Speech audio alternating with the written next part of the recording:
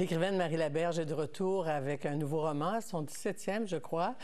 Le titre « 10 jours », c'est le journal intime d'une femme atteinte d'un cancer qui a demandé l'aide médicale à mourir. Alors, c'est un peu le cadre, mais c'est beaucoup plus que ça. C'est une histoire de choix, de doute, mais aussi un hymne à la vie. Marie Laberge, bienvenue. Merci. Alors, d'abord, 10 jours, c'était l'ancien délai qu'il fallait entre la demande de l'aide médicale à mourir et le jour fatidique ça n'existe plus comme tel, mais c'est vraiment un temps qu'on se donne pour avoir choisi la date et l'heure. Avant de commencer, on a l'impression que la mort, c'est un tabou. La mort, on sait que ça va venir, personne ne va y échapper. Non. Mais comment avez-vous eu l'idée d'écrire sur la fin de vie d'une femme alors qu'elle a choisi la date et l'heure? Peut-être que c'est justement le fait d'avoir choisi la date et l'heure, ça la mettait dans une position où elle a tourné le sablier et contrairement à nous, elle savait. Et nous, on ne sait pas, alors on peut éviter le sujet. C'est comme si on s'arrangeait avec cette finale-là, on ne la regarde pas, on ne la considère pas. En tout cas, généralement, on ne le fait pas. Elle a, dès que ça a été fait, dès qu'elle a pris cette décision, elle s'est saisie de cette liberté-là, elle s'est mise à avoir envie de faire presque le point avec elle-même. Mais là, en toute intégrité, là, sans tatouinage, sans toutes les petites fausses excuses, sans l'orgueil, sans la vanité. S'avouer la vérité, en fait, de sa vie. Toutes les vérités, incluant son désarroi. Ouais. Parce qu'on en a des bouts où on n'est pas tellement glorieux, hein? Ah oui, oui. Elle dit très tôt, dans son premier jour, « Mourir nous terrorise, souffrir nous épouvante. On doit mourir, mais on ne veut ni mourir, ni souffrir, ni se montrer souffrant, ni devenir un être diminué. Et pourtant, c'est sa décision, puis ça la soulage d'avoir pris cette décision-là. » Au départ, ça la soulage, mais ça, je comprends tellement ça, parce que quand on a pris une décision, quand ça a été très, très long, ou qu'on a beaucoup hésité, puis qu'on était très tourmenté, ça calme, ça apaise et ça fait, bon, j'ai une solution, j'ai pris une décision. Mais après, c'est pour ça qu'elle écrit, elle veut creuser cette décision, puis elle veut creuser la vérité du rapport qu'elle a avec la vie et avec la mort.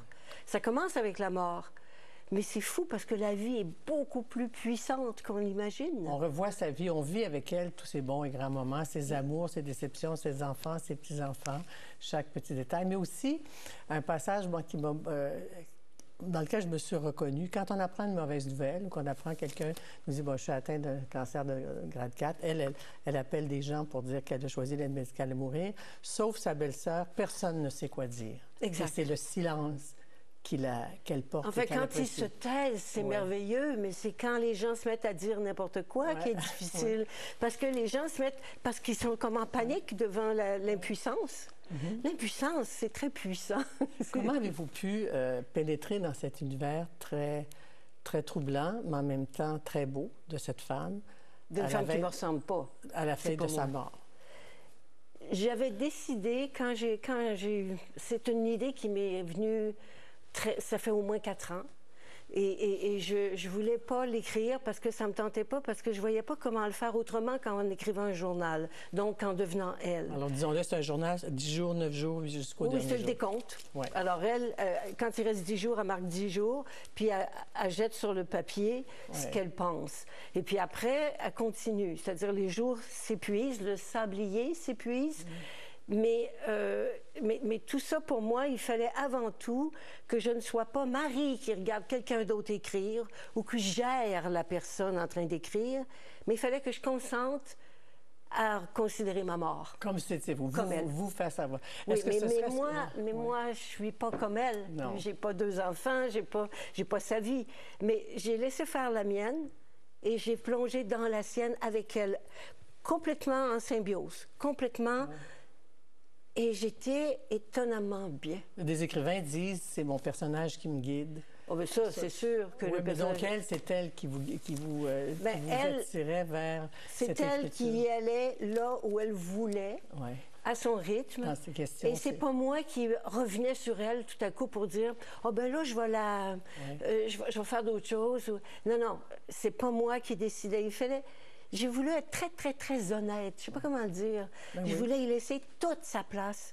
Puis c'était pas de mes affaires, si ça faisait pas mon affaire. Donc, tellement que, est-ce qu'on peut le dire, il ne faut pas être divulgateur, mais c'est un journal que personne On dit ne pas va la fin. Non, Oui, mais personne ne va le lire. Oui. personne ne va le lire. Oui, parce que ça, c'était sa liberté. Oui.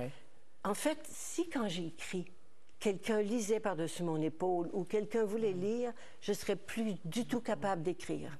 Alors, je lui ai donné ça. J'ai donné exactement la même chose. Il fallait que ce soit détruit parce qu'elle pouvait se découvrir quelqu'un d'autre que ce qu'elle pensait. On découvre ses passions, ses pensées, son amour pour ses enfants, son passé. On découvre sa foi aussi en la vie, sa profonde droiture aussi. C'est une femme assez droite. Et l'aide médicale à mourir l'aide à mourir jusqu'à son dernier... à vivre passionnément jusqu'à son dernier souffle, au fond. L'aide médicale amoureuse, c'est une liberté, c'est un choix. Et elle explore les pourquoi de ses choix. Et en les explorant, elle découvre toujours des choses sur sa propre vie. C'est vraiment un livre sur la vie. Et l'amour. Oui. Anne-Marie, un livre sur l'amour. C'est pas mal parent pour moi. Non, c'est ça, c'est parce qu'on ne peut pas s'imaginer. Elle, ce qu'elle veut, ça, c'est pas divulgacher quoi que ce soit, mais ce qu'on retient beaucoup, c'est à quel point elle a aimé, qu'elle a été aimée, mais ce qu'elle veut qu'on retienne d'elle, c'est tout l'amour qu'elle a donné à ses enfants en espérant qu'ils se souviennent d'elle comme une femme qui les a aimés. Oui, et que cet amour-là soit leur force. Et non pas leur détresse de l'avoir perdu. L'amour qu'on reçoit, il reste en nous. Il est à nous. Et vous dites aussi, on est seul, mais on part seul. On part pas, on meurt seul. On meurt seul. C'est notre responsabilité de savoir bien mourir aussi, parce qu'elle sait bien mourir, elle. Je ne sais pas, ça, c'est une question. Ah, ça, c'est drôle, je ne me suis pas posé cette question-là. Mais sa démarche, est-ce que ça l'aide? Sa démarche, elle sait bien vivre. Elle sait vivre. Oui, c'est ça. Oui, parce que c'est de la vie. Oui, c'est de la vie dont on parle. Elle sait vivre, mais est-ce qu'elle sait mourir? On le verra. Je ne sais pas. Mais elle vit 10 jours, en fait, de manière très intense, malgré ça. Ah, ça, avec la même intensité qu'elle a vécu, je pense même plus d'intensité. Parce qu'elle a pris des tempos un peu plus lento. Mais il reste qu'elle a toujours la même ferveur de vivre. Et c'est pas parce que notre corps est habité d'une maladie mortelle qu'on n'est pas profondément là. Et c'est ça aussi. Parce qu'elle le dit aussi, au fond, avec la date et l'heure choisie. D'abord, vous abordez le fait comment on choisit une date. Comment vous avez pu aborder cette question-là? Bien, je crois qu'à un moment donné, il faut... Je pense que c'est d'ailleurs pas pour rien qu'elle écrit, hein? C'est parce qu'elle a choisi une date, puis elle se demande si c'est la bonne idée. Et même qu'une de ses filles fait, même tu peux pas, c'est décembre, c'est Noël, puis ça. Mais comme elle dit, il n'y en a pas de bonne date pour mourir. Il n'y en a pas. D'ailleurs, on ne choisit pas notre date de naissance. On peut se faire croire qu'on l'a choisi, mais je pense pas. Mais elle garde le contrôle sur sa vie avec cette... Elle garde le contrôle sur son sentiment d'intégrité. C'est-à-dire qu'elle essaye de ne pas se flouer elle-même. Avez-vous pleuré en l'écrivant? Oui. Moi, j'ai pleuré en le lisant. Ah ben on est égal. Bon, d'accord. Il y a beaucoup d'extraits qu'on peut choisir. Oui, parce que je ne savais pas si j'avais le temps d'une chose. Mais je pense que je vais aller vers l'amour. Oui. L'amour, parce qu'elle dit cette chose à propos de l'amour. Je préfère croire que l'amour est une semence qu'on laisse grandir derrière soi, plutôt qu'une racine qu'on arrache en partant. Et c'est tout elle, ça, pour moi. C'est vraiment elle. Et puis, il y a ces mots aussi que sa fille voudrait trouver.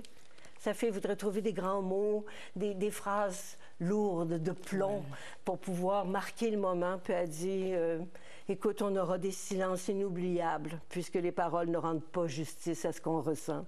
Et sa fille dit, au moment que je t'aime. Et elle écrit, voilà ce que j'appelle des paroles inoubliables et d'une grande beauté. Ça serait très généreuse. Elle dit, je ne crains plus le pire. Je connais mon heure, je connais son heure. C'est un sujet tellement d'actualité. Oui, puis je me demande, en fait, ce que j'ai trouvé, peut-être que la racine de ce livre-là, c'est que tous les gens bien portants se mêlent de parler de ce qu'il faudrait faire, puis ils se projettent alors qu'on ne sait pas ce qu'on fera. On ne peut pas le savoir. C'est comme un incendie, c'est comme un accident de voiture. Si on voit quelqu'un manquer de se faire tuer, est-ce qu'on va se précipiter ou on va geler là? On va paralyser? On ne le sait pas. Et il faut accepter aussi qu'on le saura à ce moment-là. Oui. Je ne sais pas si je serai une brave à l'heure de mourir ou si je serai une petite couillonne. Ça se peut. Moi, je pense qu'après avoir lu 10 jours, on pense que tu ne seras pas une couillonne. J'espère. Merci, Marie, pour ces 10 jours de grande profondeur et de grande émotion. Merci. Il ne faut pas avoir peur de pleurer des fois. Oh non! Non, Non, parce que si on sait pleurer, on sait rire. Merci, Marie. Merci.